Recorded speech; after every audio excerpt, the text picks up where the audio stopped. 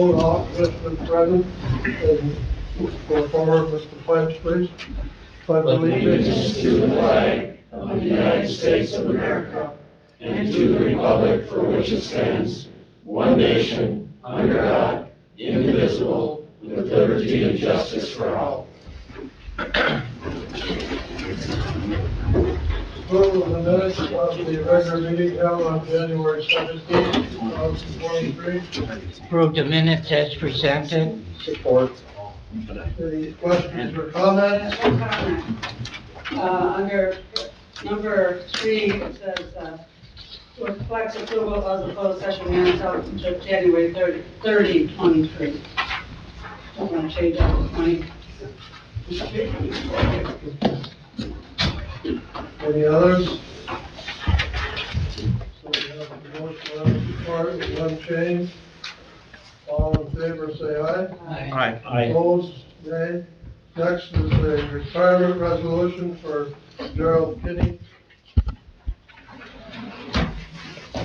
Marquette County Board of Commissioners resolution honoring Gerald Jerry Kinney on his retirement, whereas the government has an obligation to provide its citizens with services of the highest quality, and whereas quality service can be provided by employees of the highest caliber, whereas Jerry began his career with the County of Marquette April 19, 1997 as water and wastewater operator 2 at the K.I. Sawyer Water Wastewater Department, and whereas his knowledge and expertise in this area have made him a valuable asset to his team and the county, which he was served for 25 years and 18 months prior to working for the county.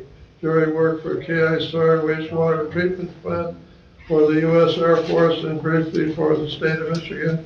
In total, he has worked at the plant for 36 years, and whereas whenever Jerry had spare time, he loved to paint. There isn't a wall inside or outside of the plant that he hasn't painted at least twice.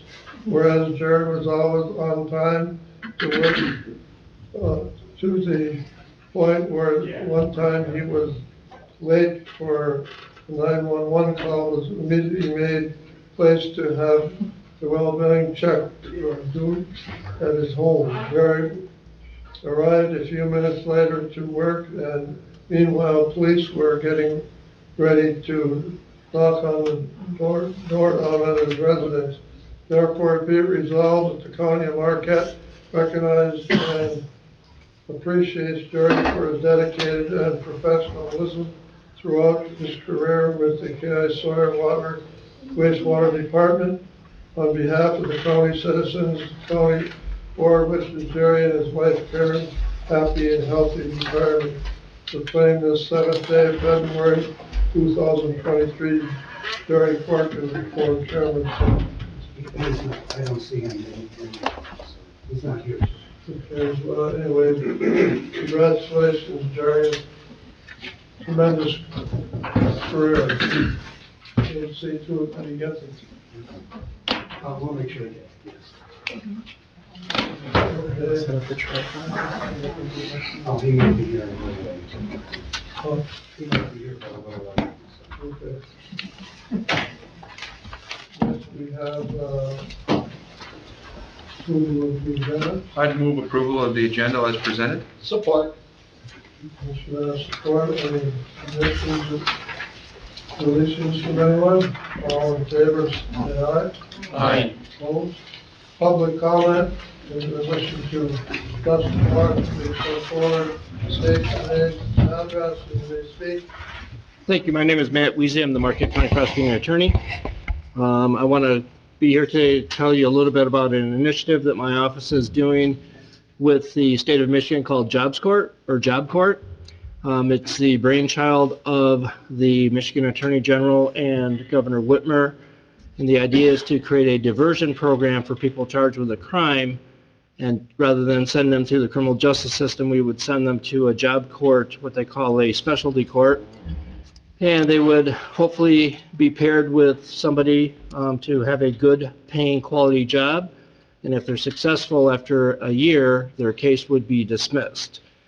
I know that the Attorney General reached out to Mr. Chairman recently, and I thought, gee, I might want to come and tell you about this with a little more detail and let the other commissioners know. The legislature approved a $5 million appropriation for the Job Court pilot project. They needed 3 counties to do a job court, so Wayne County was selected because it's very large, Genesee County because it's kind of a mid-size, and Marquette County because we are a little more, we're quite different than Genesee and Wayne County. I'll just say that. And the idea was to see if we could do a project like this over the course of 2 years in 3 different jurisdictions that are very different, and then evaluate the success of the project. And if it's successful, the hope and the plan is to go back to the legislature to expand funding for this type of a diversion program for other counties throughout the state. So I'm very excited about it. There's been $5 million appropriated for this. We are going to launch our project first before Wayne County and Genesee County. I'm very happy to say that. It's probably a little easier to do in Marquette County. We've already hired a supervising case manager, and we are interviewing for 2 case managers. Case managers, think of them like a probation agent.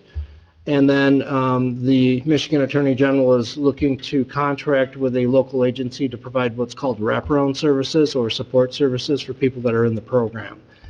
And I'll be speaking to the Upper Peninsula Construction Council next week about the project because they're very eager to try to find folks that they could put into this type of thing and get good quality, and in that case, union jobs. So I'm very excited about it. I hope it's successful, and I wanted you to know about that. It's no expense to the county. This is being totally funded by the state, and all the positions will be hired through the Michigan Attorney General. So the case managers, the supervising case manager, and the project director. The other good part about this is that the Attorney General's office will staff the jobs court, and they will also provide a visiting judge to preside over the jobs court. So in the best case scenario, I take this person here charged with a crime, divert them to the jobs court, and I never see them again, and they go off with a good paying job and hopefully don't come back and commit more crimes. If they are not successful, the case would then be diverted back over to our docket with Judge Mizuki and myself or someone from my office. So I will keep you updated as this continues, but we're looking to launch this sometime in the next 30 to 45 days. I had a chance to talk to the Attorney General for 30 minutes on Friday, and she was very happy. Last year when she came up, she was one of the chief legal counsel for suing the pharmaceutical companies. She met with us and we talked, I guess, progressively of how to try to help some of these kinds of people become productive citizens.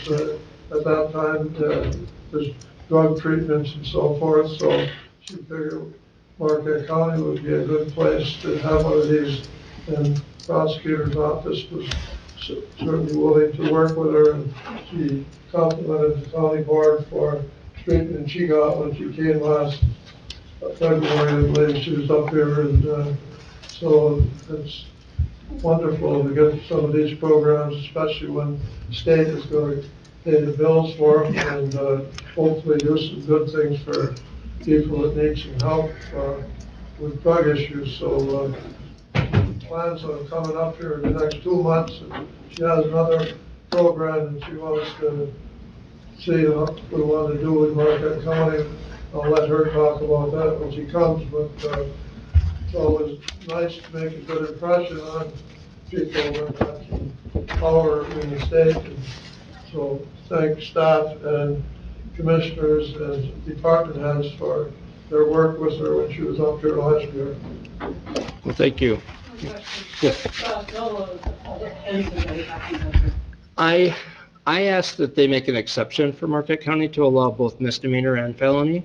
They want to do felony primarily in Wayne and Genesee County, but I could see some benefit to somebody with a 1-year misdemeanor charge hanging over their head, especially people that have not had opportunities or job training and things like that. So the way it works is I will refer them, and they'll be assessed, and then the employer has to agree, knowing everything about what the person's dealing with, and hopefully it'll go well.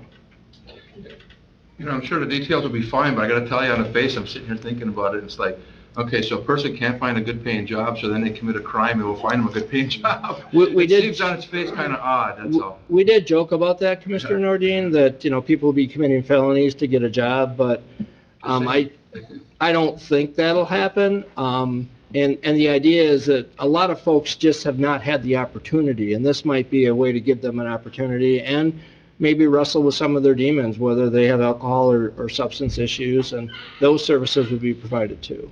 I'm sure the details will be fine, it just, on its face, I thought that, so. Yeah, I did too, actually. Thank you so much for your time. Thank you. Public comment? My name's Jim Brennan, Republic Township Supervisor, and I have contacted our representative and our senator from my district, and I would like support from your board here to contact them also. I'd like to amend Public Act 188, Special Assessment. It's an infrastructure bill that allows for water, roads, sewer. It does not allow for natural gas lines. We are trying to put a natural gas line in, and we're looking for money, and if that was amended to allow that, we could get a 40-year bond and have a surcharge to our customers about $9 to $12 over a 40-year span. We're mainly on fuel oil and propane in our town, and we're average income's around $36,000. So that would help us tremendously if you would get a hold of our representative and tell them you would like to see something move on that. It would have to be entered into legislation by one of the two, and that would be that one. And I have one other question, and I don't think you'll give me an answer today. I would like to know if this board would ever consider putting a road millage of a quarter mil or a half a mil countywide to improve these township roads outside the cities or within the cities. So that is what I'm looking for to get an answer down the road. I imagine my representative on the West End will give me that down the road. But the county's budget, road commission it's been depleted. There's not enough money. We have our own mill of 3 mills for 10 years. That will help some of our roads. But everyone in the big cities around here still have to drive through our townships. They use our recreational areas. I know they have their own millage. But if I leave Ishpeming's main streets, their roads are as bad as my rural roads. So that's all I have to say, and I thank you. For your information, we gave $2 million in ARPA money to the road commission for roads this year. One of the things they're gonna do is fix the top on the roads, but, so, give them $2 million. Yes, sir, I understand that. That's for chipping only. That came from COVID money. They asked for $3 million and something. You gave them $2 million. They turned it into buying chipping equipment. I understand that. I'm involved in seeing what's going on there. I'm involved in doing new roads right now in our township. But I just want to see if you let the voters have a chance. All it is putting it on ballot and have the voters have a chance to say yes or no. I thank you for your time. The first issue, if you give all that information to your representative, I guess he can bring it to us and we can get it on to the senator and the House of Representatives. Yeah. Yeah, I'd like to chime in here to the Supervisor Brennan. Applaud your efforts. I mean, job well done. You've spent a lot of time and effort on the gas line project in Republic. It affects 300 families. We're well aware of the, we don't, in the rural districts I represent, we're for the most part aren't connected to a natural gas line, and the residents have the fluctuation, have to ride the roller coaster. So I appreciate all your good works on this, and you and your board. So thank you for your efforts on that, and we'll certainly have that discussion. All right, I thank you for your time. Public comment? Any other public comment?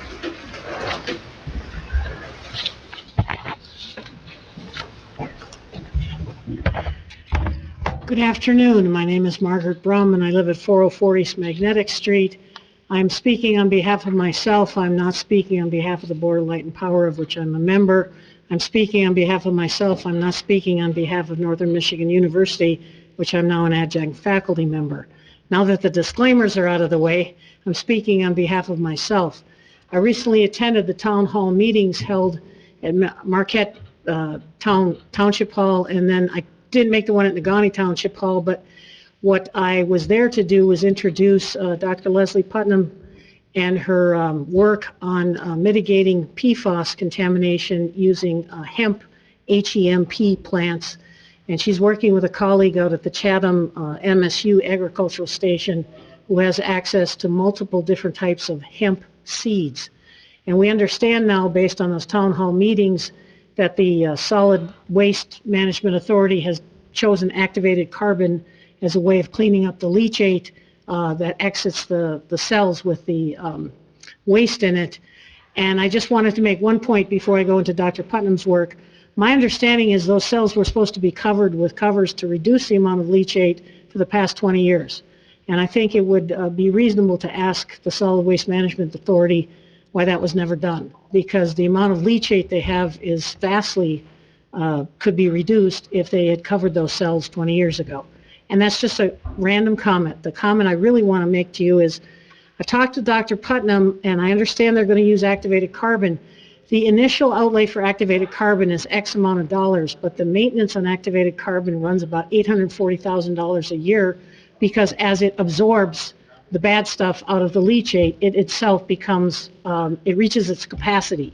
And then it has to be either recharged, retired, or replaced. And they're looking at $840,000 a year in managing that obligation. Dr. Putnam and I both feel that if there was pre-treatment running the leachate through a hemp field, and then post-treatment, again, running it through a hemp field, that a certain amount of PFAS could be removed that did not encounter the carbon and thus expand the life of the activated carbon. Therefore, I'm drafting a letter with Dr. Putnam this week that'll go to your board, to the City of Marquette, and to the Wastewater Advisory Board for the Marquette Area Wastewater Treatment Facility. We're proposing a trial be run this summer, separate from the work of the plant, but it would be outdoors at the plant, so we get an idea of the growing this hemp outdoors, because all of Dr. Putnam's work to date has been in laboratory conditions.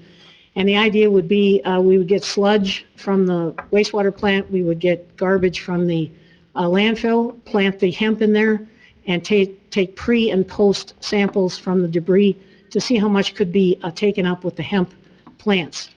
And I wanted to give you a heads up on this because I heard from the township meetings that we're taking our lead from Lansing. We're taking our lead from Lansing. And I'm sitting next to Dr. Putnam, and I know the value of her work because I accompanied her when we went out to Sawyer's wastewater plant, which you're dealing with later on, to pick up 2 5-gallon pails of contaminated sludge. So I wanted to give you a heads up this was coming and why we were asking for. We're not asking that you not do activated carbon. We're asking for a plant trial. There'd be a cost, and I would outline the cost. It's de minimis compared to the amount you're talking about. It's de minimis. That's law Latin for it's chump change. And yet, if it could be done this summer, early in the 5-year consent agreement, you would have valuable information that could make the running of these activated carbon beds perhaps less expensive. So to summarize, you'll be receiving a letter from me with Dr. Putnam's signing it as well with a proposal, and we hope you consider it as an investment in something that simply isn't going to go away. PFAS is here, and yes, Marquette and the state of Michigan has taken the lead, and several people at the town hall objected to that, and I myself think that we either take the lead or we end up doing it the hard way at the end when other people have made the point. And I personally don't believe that everything good in the world comes from Lansing. Lots of good things do, but there's a tremendous amount of good work that's being done right now with local people, and we should support that. Thank you for your time. What would be done with the hemp? If it's going to be contaminated, how do you dispose of that? We, first of all, Dr. Putnam has done this in the lab with hemp samples. She has the ability to grind them up, to extract, and to do the studies to see how much is absorbed. Her work has progressed to the point where she's identified certain PFAS chemicals congregate throughout the plant, the stem, and all the way to the leaves. Other PFOS chemicals are found only in the stem. So what she does is, as she harvests each plant, she notices what they find and where they find it in the plant. Her colleague at the MSU Extension Station has access to upwards of 40 different types of hemp. Part of this plant trial would be to see which hemp plant absorbs the most of these bad chemicals, and then that would reduce the amount of hemp that would have to be planted. So that's the preliminary answer we have. Okay. And yes, sir. I'm sorry. It's your call. I agree, Lansing doesn't have all the answers.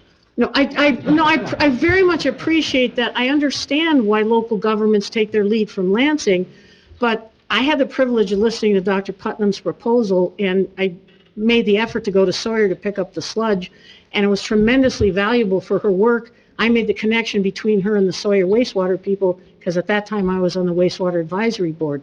But for that random connection, she wouldn't have had actual sludge to work with, which I don't know if you understand the feeling of triumph, but when you're driving back from Sawyer with 2 5-gallon pails of contaminated sludge, no other way in the world you could have found them except for the connection. I thought it was meant to be. So I just want the board to have the opportunity to know what local scientists are doing, and an opportunity to review a plan for local people to try to make this awful situation better. And I happen to think that plant studies is as valuable as anything else. I appreciate your time. Thank you very much. Any other public comment? Hearing none, we'll move on to the claims and accounts. Total expenditures paid via check into the period January 13th to February 2nd, 2023, $1,276,624.64. Bi-weekly payroll for the period ending January 27, 2023, $894,856.06. EFT transfers for the period January 13, 23 to February 2nd, 23, are $196,597.16. Review all the bills. See anything out of order? I move to pay the bills, just listed by the chairperson. Support. Motion and support. Any questions? All in favor, say aye. Aye. Opposed? Next, Commissioner Allo is a member of the Elder Delta Board, so she's recused from voting on the payment to Elder Delta Co-op, which is $432.35. I would move that we pay Elger Delta for that $400 some dollars. Elder Delta bill, do I have a support? Support. Commissioner Noreen, all in favor, say aye. Aye. Opposed? No public hearing, privilege comment, or informational items. We have action items. 11A, Marquette County Strategic Plan for 2023 through 2028. So we have, yes, I guess Michelle Kennedy, like to comment on it? Hello, everyone. Good to see you all. I'm here to just give you the opportunity to take a quick walk through the strategic plan that we've been assisting the county to develop since summer of last year. And you now have the final product in front of you as part of your board packet. So very quickly, I'll just run you through the structure of the plan, and then just allow opportunity for dialogue or any comments or anything that you would like to discuss related to the plan, and then hopefully be able to move it to adoption if you're in agreement with what's there.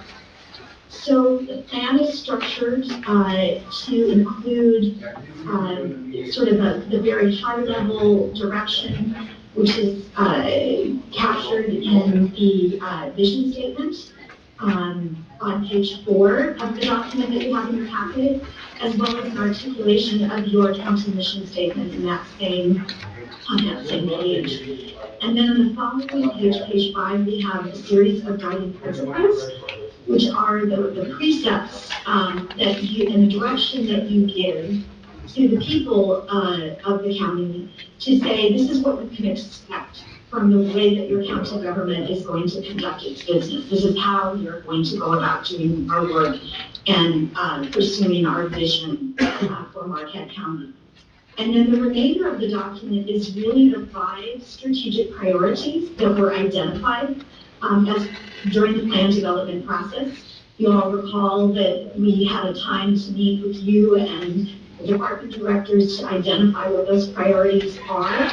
And then the staff did a deeper dive developing the objectives and the performance measures that you see connected to each of those 5 strategic priorities.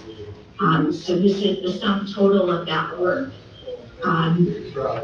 Real quickly, if you want to just turn your attention to page 4 of the document, does the board have any questions or any comments on the mission or the vision statement?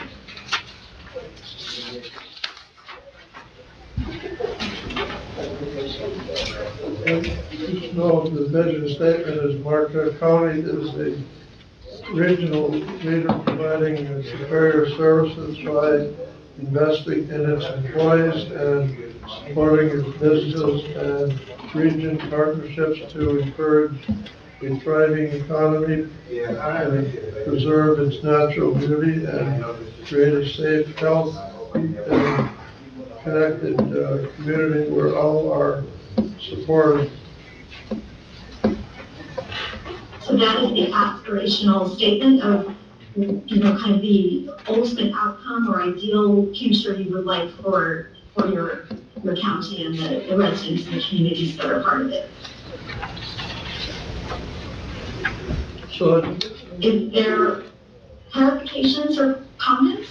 I think overall it was well done by the board and the employees and by Mary Dunn in their guidance through it. I think it's sound and who we are as a community, taking economic development and jobs as a high priority of Marquette County.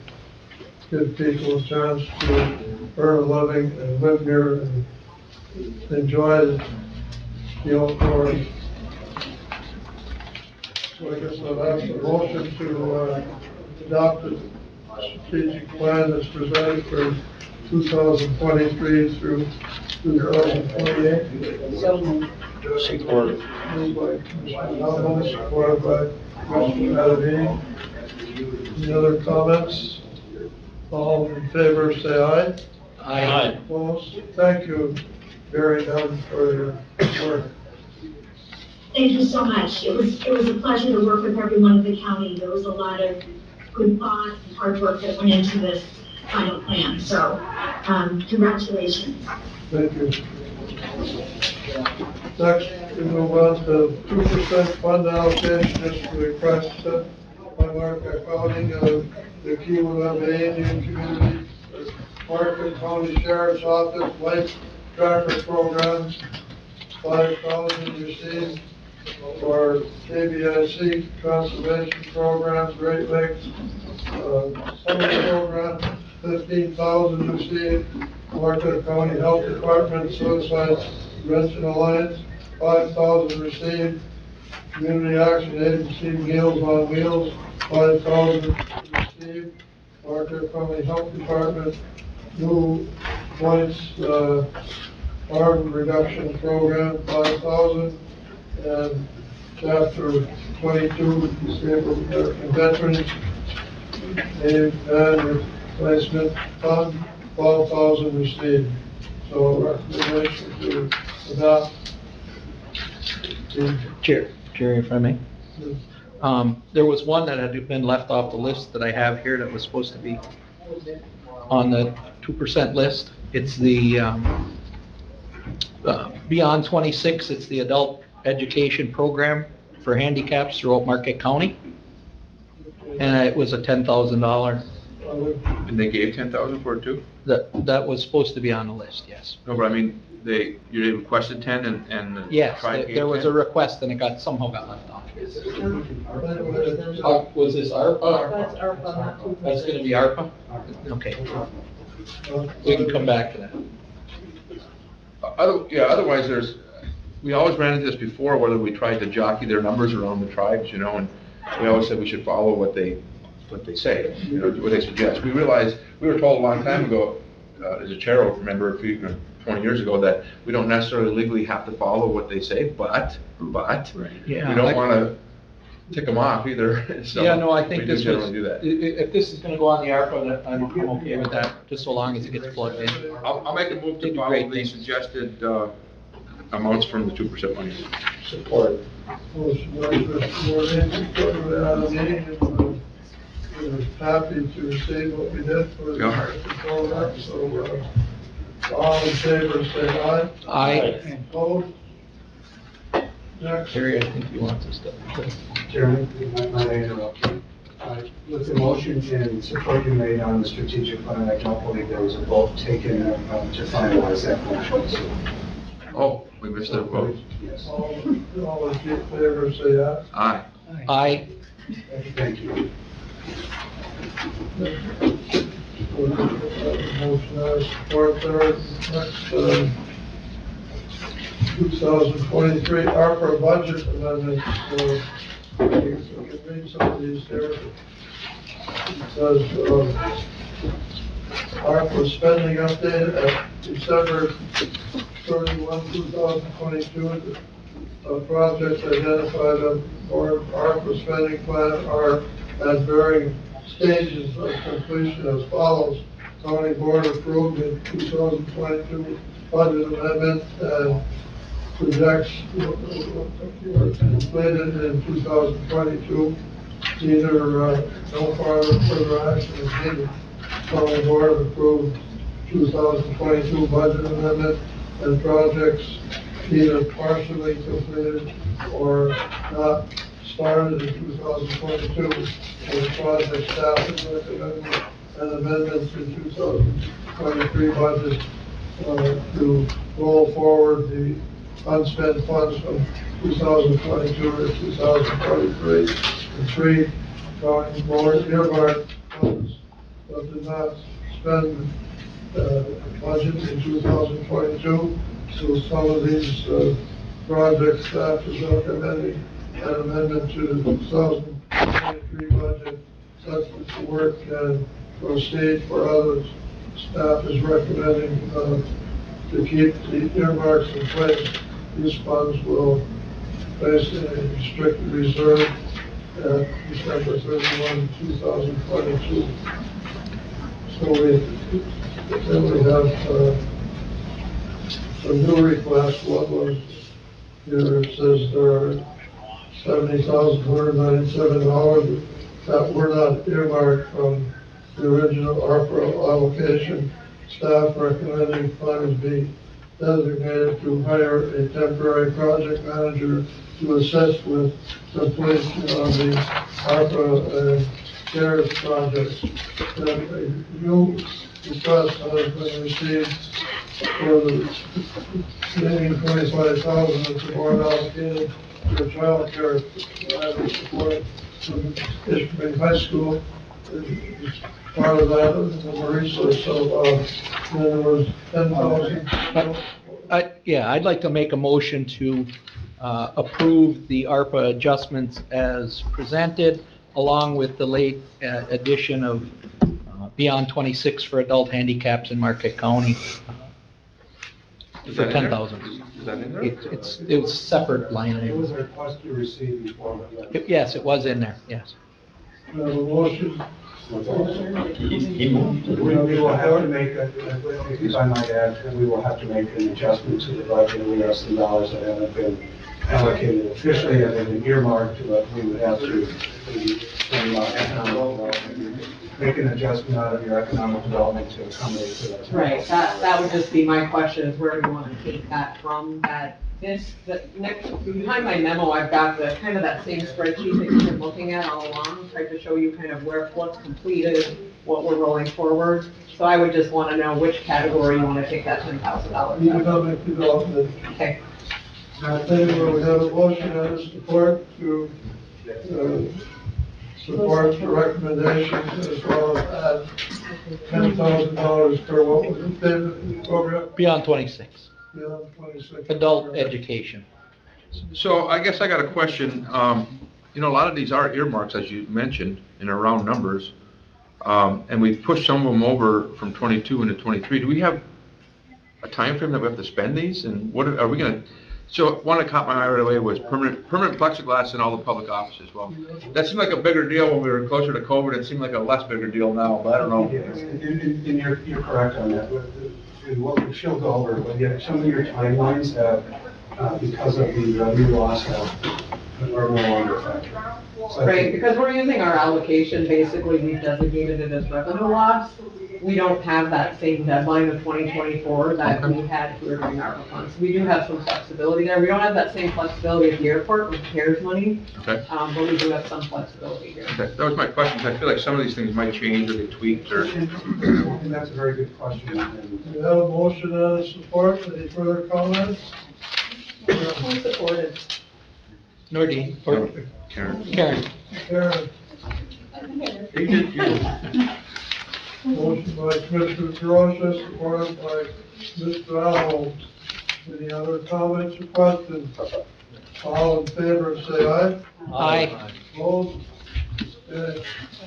Next, the 2023 Public Improvement Fund rollover forward amendment, the tax budget amendment request to roll forward to the 2023 budget previously approved capital projects in the Public Improvement Fund for which funds have not been spent or projects are in progress. Comments you want to make, Ann? Yeah, these are all projects that have gone through our capital process, through the planning commission and through our own internal budgeting process that the board looks at each fall. They're essentially just putting them into the 2023 budget for those projects that have yet to be started. Appreciate a motion to consider. So moved. Moved by Commissioner Nordine. Support. Support. Any other questions or comments? All in favor, say aye. Aye. Opposed?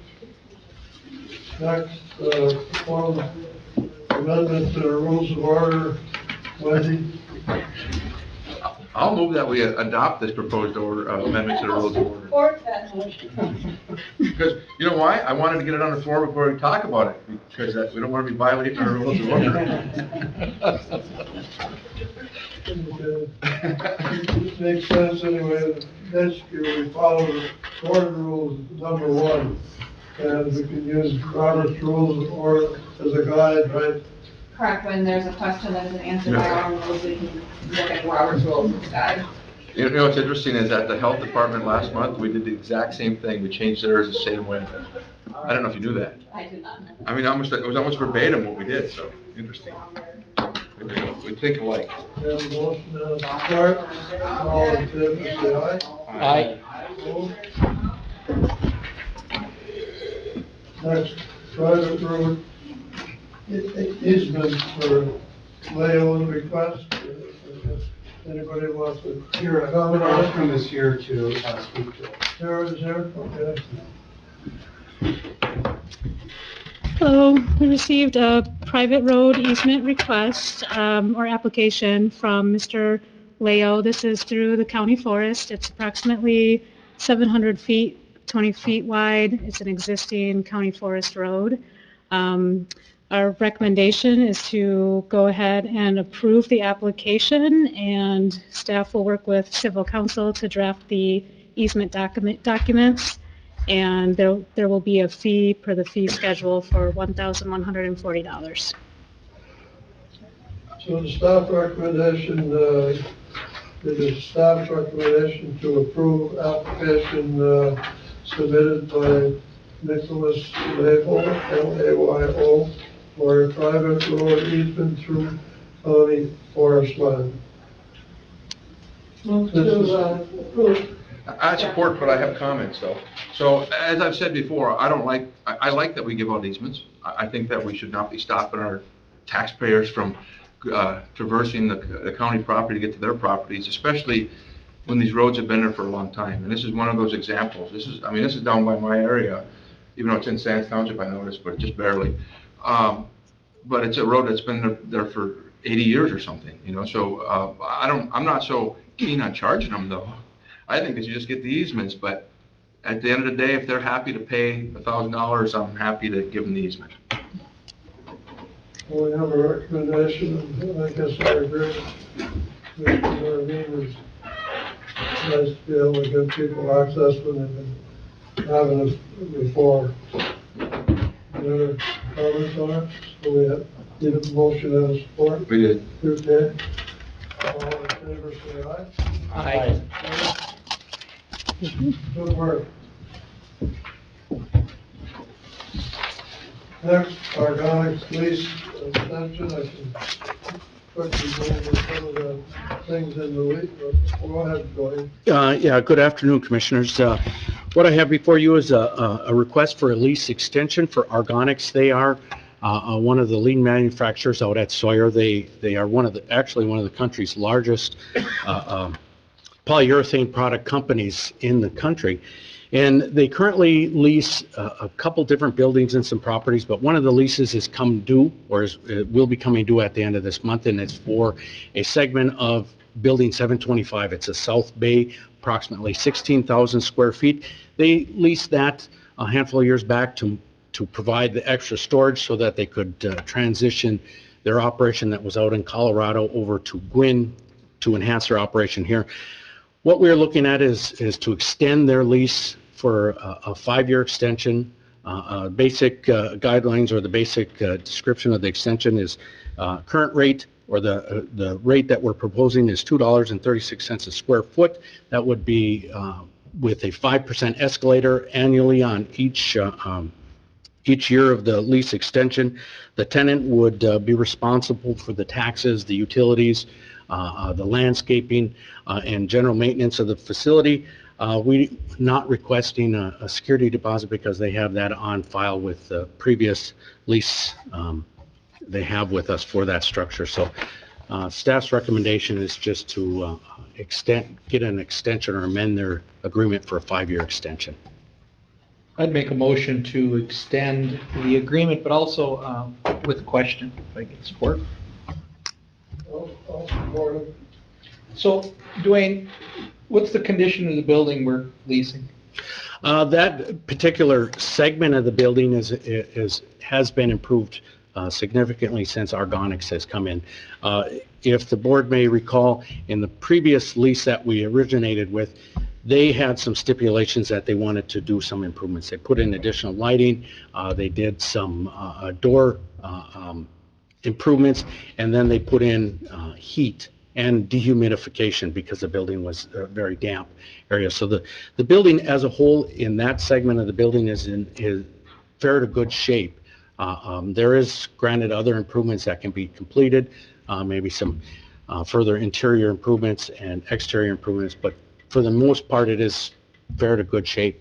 The rest of the building, for that matter, is on the list for the wrecking ball, our demolition portion, and that's the northern portion. We have that slated in our demolition project to remove the remainder of the building because that is in what we would consider very poor, even uninhabitable conditions. And thank you for that. I'd like to see the board give some direction to staff at some point. Doesn't have to be today, but we see a lot of these leases from K.I. Sawyer, and our square foot price bounces from 46 cents to $2-3 a foot, square foot price. And we don't have any template of level of quality of the building that the tenant is leasing. And I think it would behoove us, certainly help staff if they knew they had a building that was at 100%, would demand a, X amount of lease rate as opposed to one that was in disrepair. So this is something I think we should be working on. Motion on the floor, Chairman. Motion and a support for the Gonix lease agreement billing 725, $37,760 for the lease revenue annually and $3,146.67 per month. That's what we charge to a good employer. Already have close to 100 employees, and he's been very successful since they moved out there. And, anything new to report on? They seem to be pretty successful.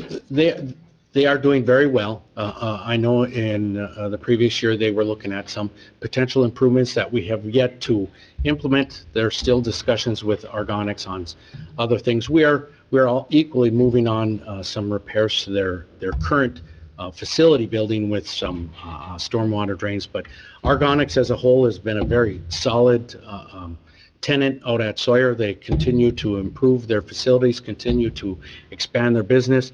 And all in all, they are a true asset to Sawyer for us to move forward with a business park.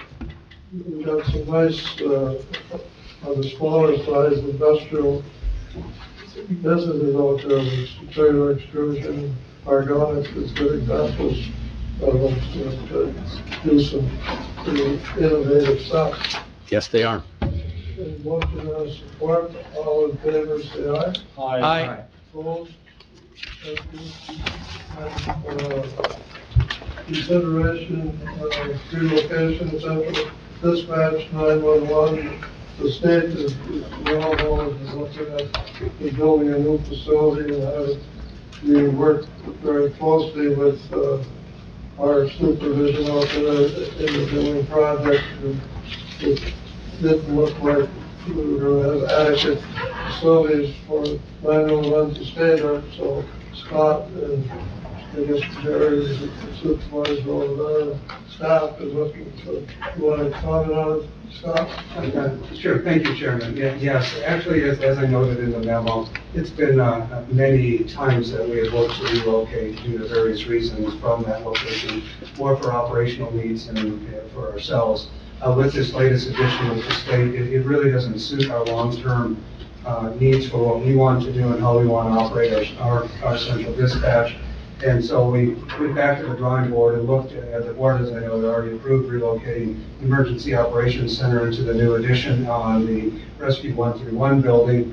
And we've also started saying, well, why don't we try to be close and look at the lower level of the health department again, which was actually one of those pretty good spots we looked at before. Partly it's got, the dispatch center, they like to be able to make sure that they can withstand a, an emergency event, whether it's an earthquake or something else. But that was one spot they looked at. As I noted, the other locations, and there might have been others that have been peeked at.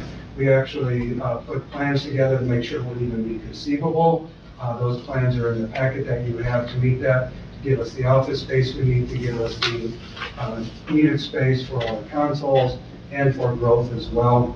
And that took into account the electrical changeovers, the needs that we have with Motorola to bring that so we can actually dispatch out of that, and a handful of other things. So that's what we have in front of you today for your consideration. We think it's the right time for us at this point to make that change. And like I said, we've done a deep dive into the lower level of the health department. And so, as noted, the cost estimated $1,044,000, and you have those from your reserves. You have the reserves to handle that change. Jerry, you want to make any comments?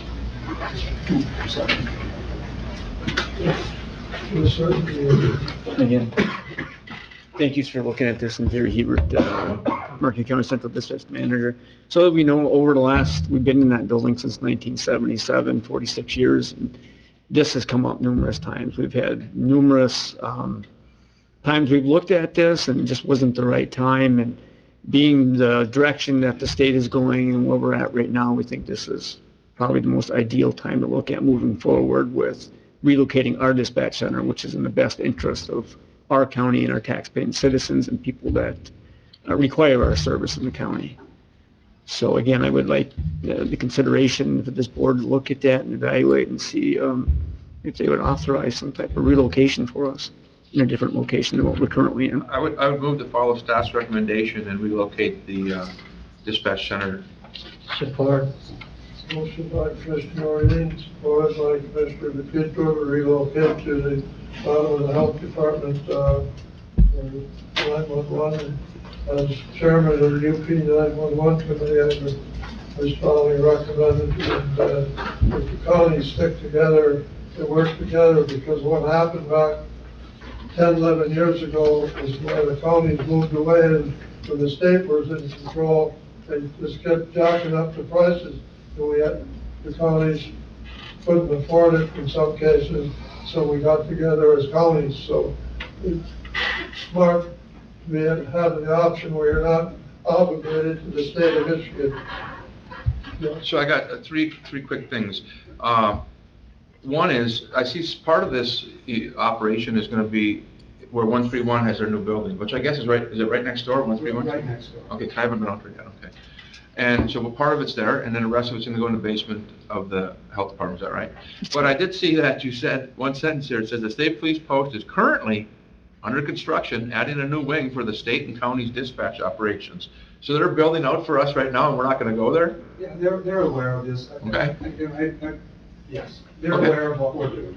We made them aware of it, and Jerry's kept them into that, and we've had a call with the state recently as well, and said that we're exploring options. Okay. They know that. That just seemed odd to have that sentence in there, okay. Yeah, I wanted to make sure everything's up to us.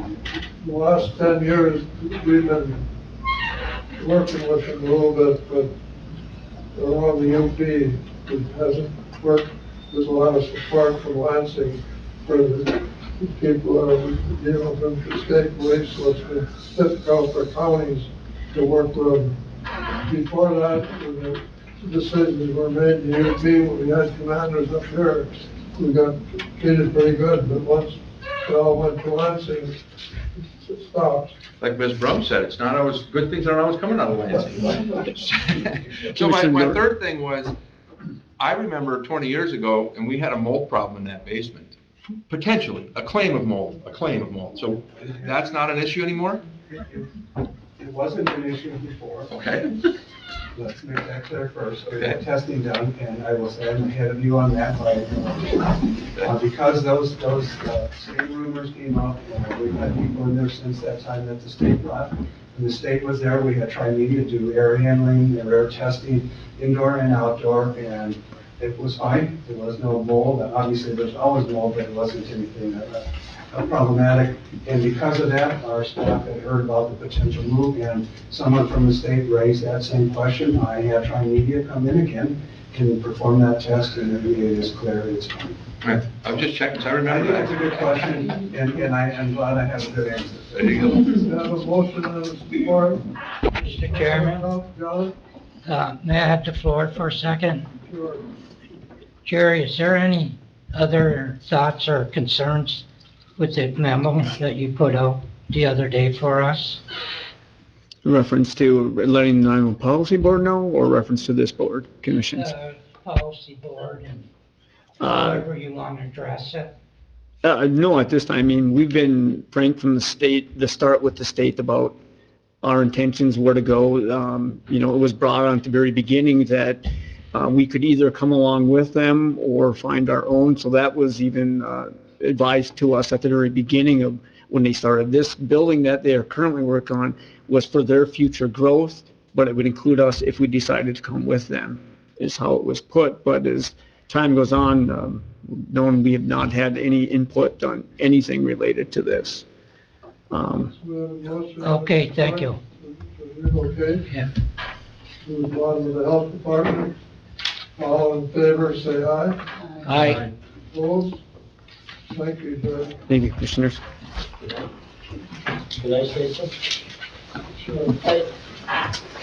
Ann and I were at the Aging Services Committee meeting this morning, and we advised them that the board may be taking that action that we just did this afternoon, and they didn't seem shocked by that. We'll find the Yeah, next,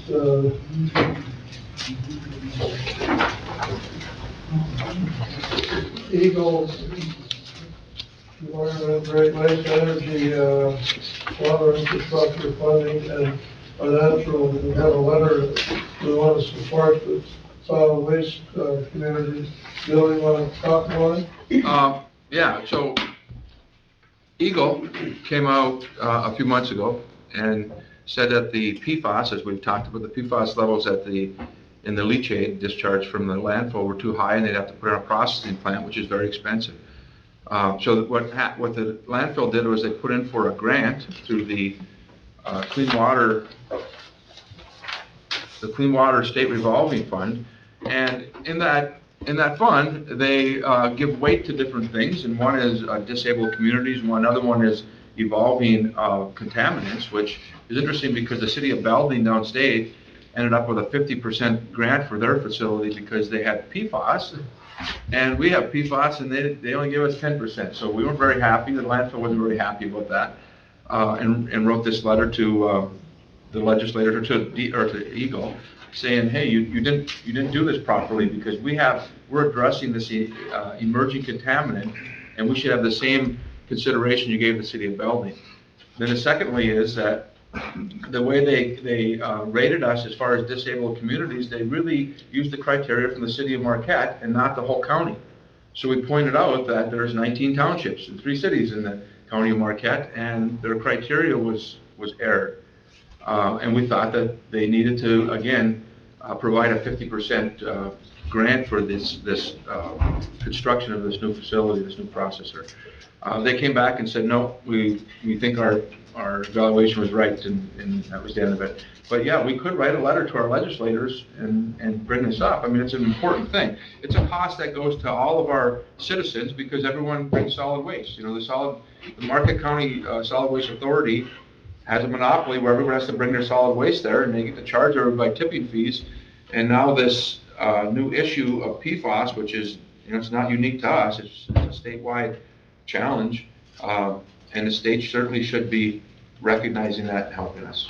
So it certainly be more expensive for, the government and the county if we have to haul these across the United States. One place is out in the state of Washington, of all contaminated stuff out there, so it'd be a lot better if we could find a solution to take care of it here at the Solid Waste Authority. Are you looking for support, or they consider support for the funding at 50%? Is that the purpose of the discussion, or? Yes. I think it's to contact our legislators and try to get them on board to push Eagle into putting us into the other slot, into the 50% slot. The most they ever give anyone is 50% grant and 50% loan. And they gave our authority only 10% grant. Was that a motion, Bill? You may. Yeah, I'll make a motion. I have a little bit. I'll support it. If he's. Commissioner Allen, Commissioner Adamini, to send a letter to our legislators and all the appropriate agencies that this And Eagle. should see it. Yeah. All in favor, say aye. Aye. Opposed? Let me just make one point. Our planning staff too works with the landfill and planning requirements. I don't know, that jump. Bill, do you want to abstain? I'm okay. Sure. Just the county is involved in. Anyway, okay. Next was the ice and chemical purchase recommendation. Good afternoon again, Commissioners. Normally, my assistant, she would have been here to do this, but she had an emergency with her young child, so she's unable to attend. Nothing serious, just unable to attend this meeting. What we're looking for is permission from the county board to allow us to move forward with a purchase agreement with de-icing chemical or de-icing agent manufacturer. We went out for bids looking for additional runway de-icing solvents. We've used it in the last couple of years. It's been a very effective tool for us to manage the airport and freezing rain and snow events so that we can keep our airport open and functioning for the air carriers. We purchased a load earlier. We've just about consumed that 4,400 gallons. We asked again for permission to purchase another 4,400 gallons. We're anticipating this will take us well through this year and into next, the 23-24 winter season. We did go out for bids. We solicited this via the Mining Journal and direct billing or direct solicitations to manufacturers. We acquired 2 bids, one from NASI, which we purchased the last load from, and another one from Chirotech. And the Chirotech bid came in less at $33,176,000 for 4,400 gallons. We're just looking for permission to proceed with that. This funding would come out of our airfield maintenance expense, and we can seek reimbursement through CARES Act. The recommendation is Biotech, That is correct, Chirotech. $7.54 a gallon versus the other one at $7.99 per gallon. Total price for Biotech $33,176 for 4,400 gallons. And the other one is $35,156. The motion to be among. Move to consider staff's recommendation on the purchase of the liquid icing agent. The recommendation of Marquette County Board of Commissioners approve the Biotech de-icing technology bid $33,176 for 4,400 gallons of the liquid de-icing agent. Do we have a motion? Support, John. Support. John, do you have questions or comments? Do we have some issues out there from the airlines about ice this winter? They have brought that up on a couple of occasions, and it's not unusual because, as everybody is well aware, we've had a very unique start of our winter where we've had a lot of freezing rain and snow cycles that have been challenging to us.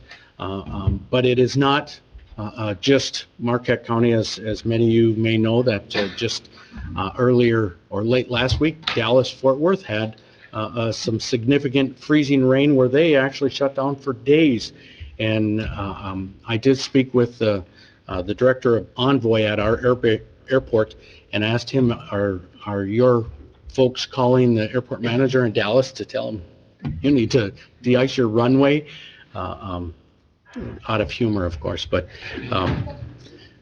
it has been a little bit challenging. But this liquid de-icing agent, coupled with our solid de-icing and the brooms, have really assisted us in managing the airport with these new runway condition reporting and the cycling of the weather, which we are not used to. At least we weren't used to.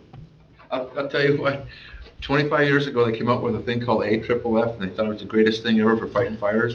And now they turned out it's PFAS and it's contaminating the ground. I hope they don't find out 20 years from now that our de-icers is contaminating the ground.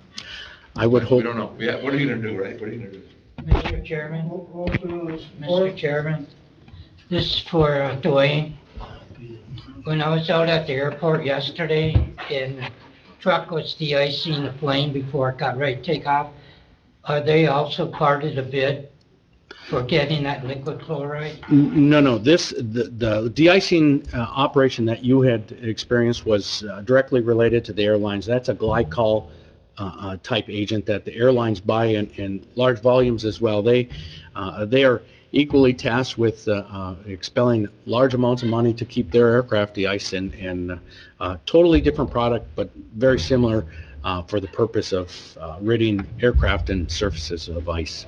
Okay, thank you for that, Mr. Chairman. You got the floor. Okay, all in favor of the recommendation? All in favor of the recommendation? Say aye. Aye. Thank you, Dwayne. Thank you. Okay, thank you. Let's, non-representative elected officials.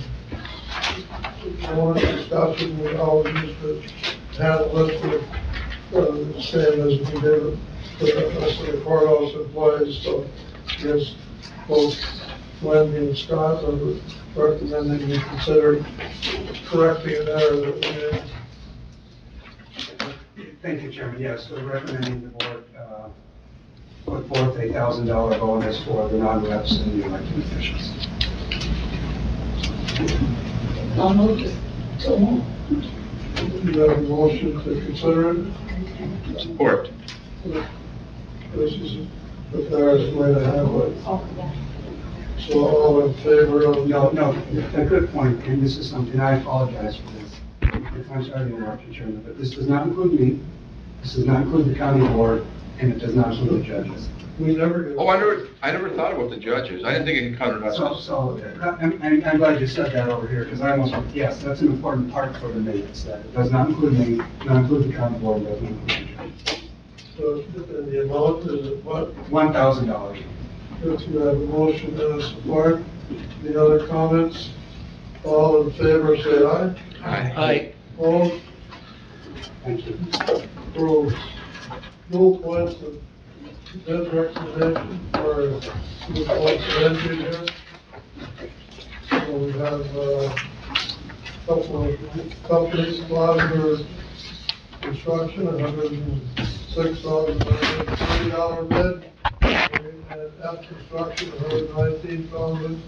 The recommendation is, that Glasgow Construction Incorporated be awarded the dual point of entry project for the received bid of $106,930. The proposal meets the specifications requested, respectively, Donald Bianchi, Facilities Manager, Marquette County. So, we've had Gloucester doing a lot of work for us. They're very capable. You know, I have a question before we get going on this. So, I guess I have a question for civil counsel first. This thing in the RFP that's brought forward to us talks about weapons screening. Are we doing weapons screening, Wendy? I don't think anything has been developed yet. No, we have it in our packet. The design drawing says courthouse annex weapons screening, conceptual floor plan, weapons screening. Well, it's a future thing, right? Yes. Can you address Yeah, that? I have not been actively involved in the details of what exactly is being proposed. I would defer to the administrator in terms of what. The plans, that's what the architect titled those next steps have yet to come forward. It's designed in a way that you can do that going forward, there'll be places in there for that, but we haven't got to that point, and I will comment further that one of the challenges we're going to have, I think it's important for your board to consider some, and hopefully put this behind so we can start moving on it, but the challenge we have right now is just staffing this once we get, so I think what we'll do is once this gets up and running, might just be closing the building down to 2 points of entry without screening or very limited engagement in the beginning, because right now the sheriff's office is short bodies and we don't have that. And so there's going to be steps before it can get. I guess this, my question is it, and I want. It's designed to be able to do that. I just want it to be clear that, I have no, I believe we should look at the safety for all the employees and staff, but I also want to make sure that we're doing it within the realm of the law. The whole purpose of the dual point of entry was to improve building safety, so we ought to be doing everything we can to meet that goal. I guess we can't do something we can't, but that's the whole goal of doing it. Otherwise, why would we limit it to 2 doors and, spend some money for it? So, Well, that's why I brought it up, Chairman. That's why I wanted to talk about it. I'm concerned that.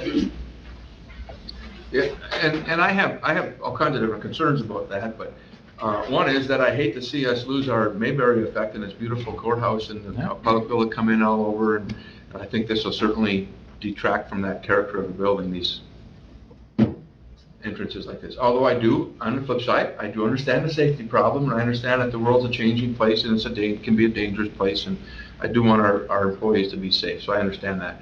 I still have the concern where we only have a couple of handicap spots on Baraga, and we're about to redo the Sawtooth lot down here with more handicap spots, and then how are those handicapped people supposed to come in the building when the entrances are up the stairwells?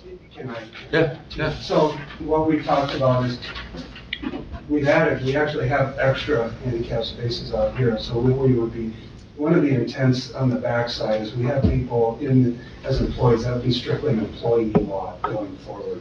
So those people, yes, so those that would be an employee lot. We have also some people with periodic needs that have, handicap stickers in their windows, that kind of thing. But that would be deemed employee lot, we would redirect everything up to Baraga. Okay. That's what we're doing.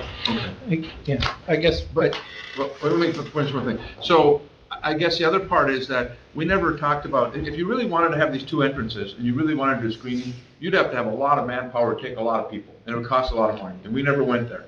What we did was we said, okay, now that we have this, I think this is ARPA money, I'm sure, it's not, we have other money? Where are we charging it? Anyway, regardless, it's irrelevant. Once we have money, we were gonna build the facility part, and we'll deal with the rest later. So really, it's a step in that direction, and that's okay, so we're not jumping in over our heads and saying, yeah, we're gonna hire 6 more deputies or private, police or whatever we're gonna do, and have that whole cost, and then have people sitting there and that was a criticism I heard before during COVID even, that, your deputies were sitting there doing nothing for a lot of the times because you didn't have that many people coming and going, I'd hate to have that again, unless we really need it. But once we put this infrastructure in place, these places where the 2 entries are, and you have it, then if we need it going forward, we've taken that step in that direction. So yeah, I think it's a good step. Without committing though, I'm with Joe, I don't want to commit to saying that this is going to be a screened area, and all of a sudden we're committing to hiring 6 more people or something. I don't see that at this point. okay, I guess I'd like to add to that, Commissioner Nardini, if you're done. Yeah. So, who are we staffing these locations with, first off? Our sheriff's office? When this was first brought, the intent was to utilize the current court security deputies and station them at those spots. And so, how many employees is it going to be, are going to be required to manage the 2 points of entry? Right now, the intent has still been to have 1 person there, although that's not the most optimal. Now, the other challenge for the sheriff's office will be going forward with some of the transports, and how we handle some of the transports from the jail into the courts. And But we're not there yet. are we planning on all of the employees going through the screening area?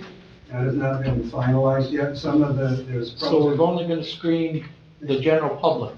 If I could have finished. Go ahead. We haven't finalized all that. There's pros and cons to both scenarios. Routing everybody through the tube could become, on some days in particular, a challenge for flowing people through.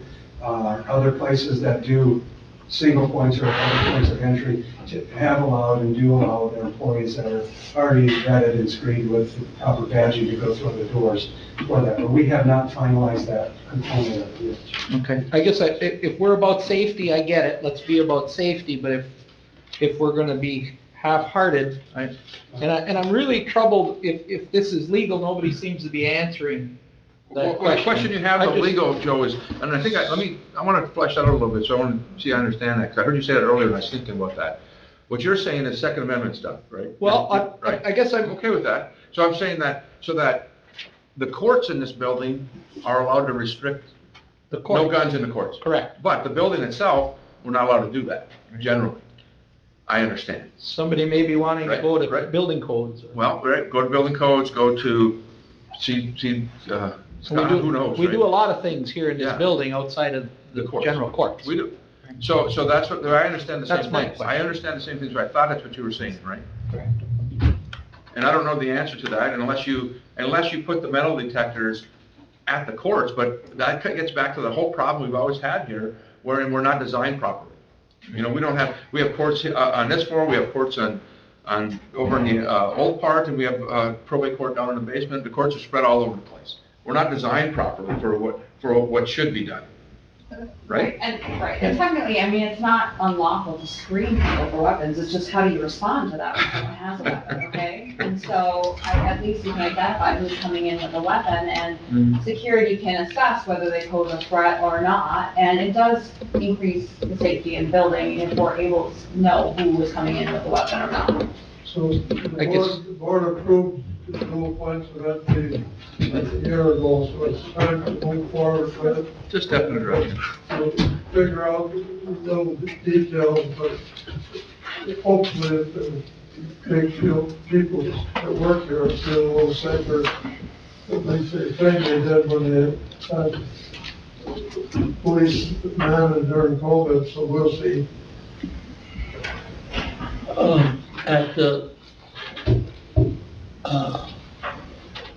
meeting this morning that Ann and I were at, we talked about another problem we had during the COVID was the elderly people would come in and go through, the screening and everything.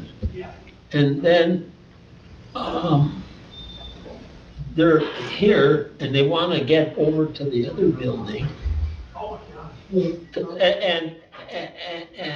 they didn't know how to get there. It's always been a problem. So we talked to them about whether they thought they could produce enough RSVP personnel to solve that problem. And they said yes, they weren't certain they could have enough for every day, But then they said, this might be real attractive to some of them. With access to the original courthouse by the clerk's office, that eliminates most of that people know about it. They can get in there a lot easier. No, but we told them they're gonna have to, at their senior centers, et cetera, let them know that the handicap entrance will be the one between the jail and Baraga. And that will be the entrance they'll have to go through. But when they get, if they pass everything, okay, you can go. Well, I've been coming to this building for 53 years, and I don't think I ever had anyone who was walking around looking, and they'd say, could I help you? And they'd say, could you tell me where such and such an office is? And I said, no, but I'll show you where it is. It's a confusing building. It's a confusing building. So we have a motion and a support on the low bid for the dual point of entry. Any further comments? All in favor, say aye. Aye. Opposed? Opposed. Mr. Moser, opposed. Public comment? I made a motion, didn't I? I thought I did. Who supported it? You supported it. Who made the motion? You did? I don't know who made it. I thought I made the motion. I think I did. Bill made the motion, I didn't hear any support. Yeah. I didn't hear any support. No, she didn't support it.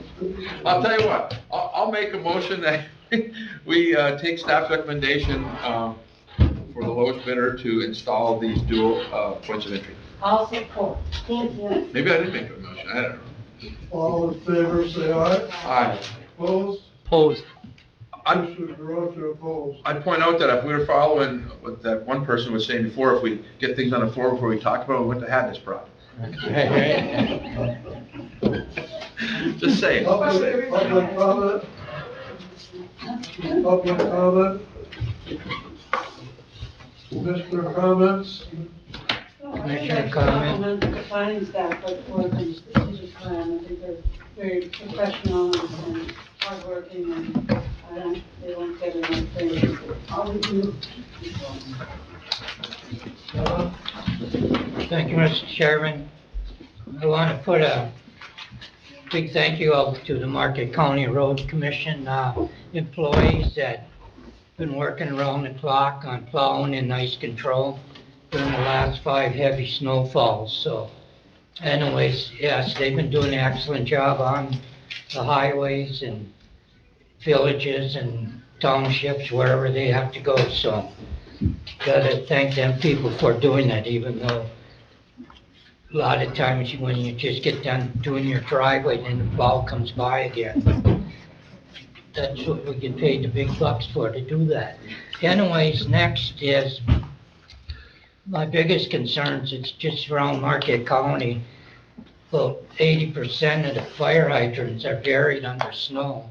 They don't have flags on them in many areas, so anybody that's involved with first responders, such as our commissioners, Joe and DeRosa and Bill Nordine, you show up at nighttime and you can't find that fire hydrant, what do you do next, right? And we're getting old, so we don't dig as well as we used to. We don't have snow in Humboldt. Well, according to meteorologists, you do. But anyways, I wanted to thank the fire department, asking residents to adopt a fire hydrant to save time for the responding fire department. So that's all I have, Mr. Chairman. I'd like to give kudos to the city of Nagani for their Heike Lunta Festival. Oh. I went there Saturday with my wife, and I was really impressed. It was really nice. Going up and down Iron Street, and they had little places with fires and everything to warm yourself. I thought it was, and fireworks, it was really nice. There you go. I'd just like to make one comment in regards to my nay vote was, I believe we should be looking at all the safety measures. I've always advocated to have MCOL's deputies from their sheriff's office throughout the building to maintain safety. I have a hard time with the lockdown issue, that's all. Thank you. Just tell them a little bit what we did today, the work that's gone into about 4 or 5 decisions, and talked about years of work that went into the relocation of the 911 facility, so I'd like to thank commissioners and staff for the time they put into it. This dual point of entry has taken up a lot of time, so we took some issues that the staff is working on pretty hard, all these ARPA projects. You figure the work that went into taking a look at all these, I mean, years of work, so thanking the board for getting through and making sensible decisions on it. Meetings adjourned.